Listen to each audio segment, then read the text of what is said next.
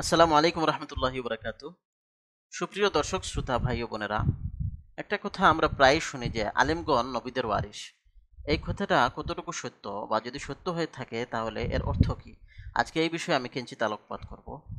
প্রথম কথা হলো, এই কথাটা সত্য কারণ একটি সহিহ হাদিসে এই কথা বর্ণিত হয়েছে। হাদিসটি আবু দাউদের 3641 নম্বর হাদিস, তিরমিজির 2682 নম্বর হাদিস এবং ইবনে মাজার 223 নম্বর হাদিস। এই হাদিসটি দীর্ঘ একটি হাদিস, যার মধ্য থেকে সংশ্লিষ্ট অংশ আমি আপনাদের পড়ে শোনাচ্ছি।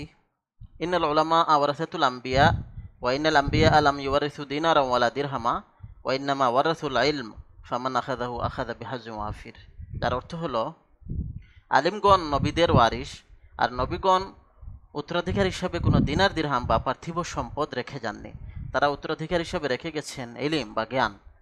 সুতরাং এই উত্তরাধিকার, এই জ্ঞানের উত্তরাধিকার যারা গ্রহণ করবে, তারা বিরাট অংশগ্রহণ করলো। এই হলো হাদিসের বক্তব্য। এখন এর উপর ভিত্তি করে যা বোঝানো হয় যে আলিমগণ নবীদের স্থলাভিষিক্ত, বা আলিমগণ নবীদের স্থানে আসীন, বা নবীদের সমমর্যাদা সম্পন্ন, এই কথাটা মোটেও সঠিক নয়। কারণ হাদিসে এই কথা বলা হয়নি। হাদিসে শুধু বলা হয়েছে আলিমগণ নবীদের ওয়ারিস। এখন ওয়ারিস কিসের হয়ে থাকেন? একটা নির্দিষ্ট বিষয়ের ওয়ারিস হয়ে থাকেন, যেটা হাদিসে বর্ণনা করে দেওয়া হয়েছে যে তারা ইলমের ওয়ারিস।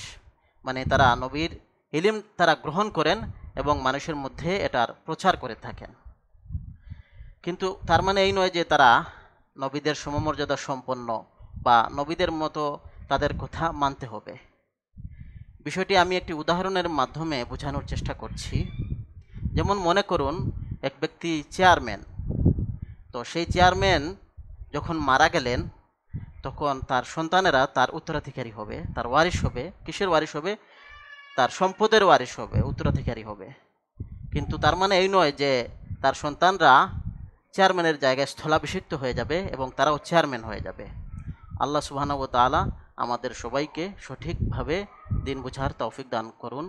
ওয়া আখিরু দাওয়ানা আনিল হামদুলিল্লাহি রাব্বিল আলামিন।